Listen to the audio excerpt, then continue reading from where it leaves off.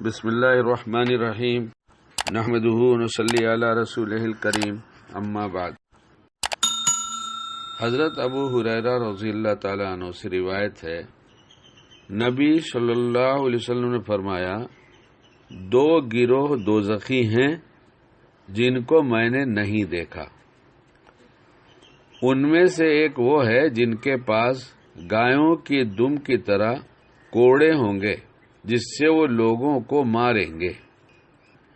دوسری قسم کی وہ عورتیں ہیں جو ظاہر میں کپڑے پہننے والی ہوں گی مگر حقیقت میں ننگی ہوں گی۔ وہ دوسروں کو اپنی طرف مائل کرنے والی اور خود ان کی طرف مائل ہونے والی ہوں گی۔ ان کے سر بختی اونٹوں کے کوہان کی طرح ہلتے ہوں گے۔ وہ جنت میں داخل نہ ہوں گی بلکہ اس کی خوشبو بھی نہ پائیں گی، حالانکہ جنت کی خوشبو اتنی مسافت سے محسوس ہو جاتی ہے۔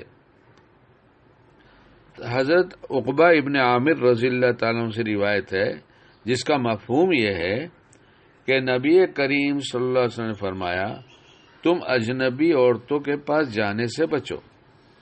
ایک انصاری صحابی نے عرض کیا، یا رسول اللہ، دیور کے بارے میں کیا فرماتے ہیں؟ تو آپ نے فرمایا، دیور تو موت ہے، یعنی دیور سے تو اس قدر بچنا چاہیے جیسا آدمی موت سے بچنا چاہتا ہے، حالانکہ موت سے بچ نہیں سکتا، دیور سے بچ سکتا ہے، اس لیے دیور سے اتنا پردہ ہونا چاہیے۔ اور اگر ہمارے گھروں میں نہیں ہے تو یہ کیا حدیث سننے کے بعد ہم اب بھی اپنی بھابھیوں سے پردہ نہیں کریں گے اور عورتیں اپنے دیور سے پردہ نہیں کریں گی حدیث سننے کے بعد؟ اور ایک دوسری چیز ہے ڈرا دینے والی، کاش ہم کبھی ڈر کر، کبھی اللہ کے احسانات کو سوچ کر اللہ سے محبت بڑھا دیتے کہ جس اللہ نے ہمیں سب کچھ دیا ہے، ایمان جیسی بڑی دولت دیا ہے، جنت میں جانے کے راستے بتا دیے، دوزخ میں جانے والے راستے سے بچنے کی ترتیب بتا دیے، اگر ہم غافل رہے، غفلت میں جو کچھ کیا کہ اس کے خلاف کرتے رہے، تو اب سب سننے کے بعد ہم توبہ کر لینا۔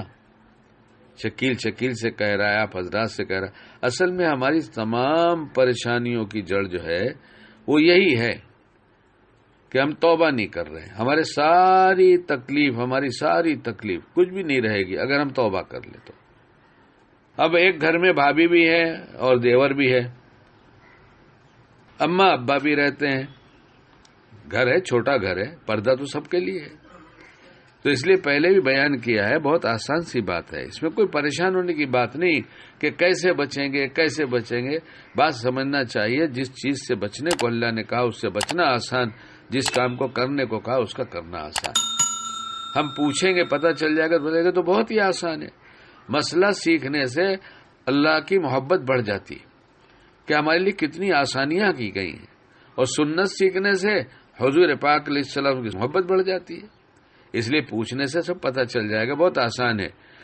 برقع پہن کے بیٹھنا نہیں ہے، گھر پہ گئے، گھنٹی بجی، السلام علیکم، بھابھی نے دروازہ کھولا، میں بھی فلاں ہوں، اب پردہ کر لیجیے۔ بس پردہ کیا کر لیجیے، انہیں سر کا دوپٹہ تھوڑا چہرے کی طرف ڈال لیا اور دیور گردن جھکا کے گھر میں اپنے چلا گیا، اپنے کمرے میں چلا گیا، جہاں اس کو بیٹھنا وہاں جا کے بیٹھ گیا، ہو گیا پردہ۔ اسی پردے کے ساتھ جئیں گے، پردے کا اہتمام کریں گے، اور جب اچانک نگاہ پڑ جائے گی تو چونکہ ارادے میں نہیں تھا، اس لیے جیسے باہر پڑ گئی ویسے یہاں پڑ گئی، پھر توبہ کر لیں گے، بے حجاب ہو کے باتیں نہیں کریں گے۔ اتنا آسان ہے۔ مرنے کے بعد جہنم میں جانا، ہمیشہ کی زندگی کا برباد ہونا، اس سے اچھا ہے نا تھوڑی سی مسائل معلوم کر لیں اور عمل کر لیں۔ دیکھیے کیسی وعید ہے ایسی عورتوں کے بارے میں جو پردہ نہیں کرتی۔ مردوں کے بارے میں بھی سب چیزیں ہیں کہ پردہ نہ کریں گے تو ان کا بھی حشر ایسا ہی ہونے کا ہے۔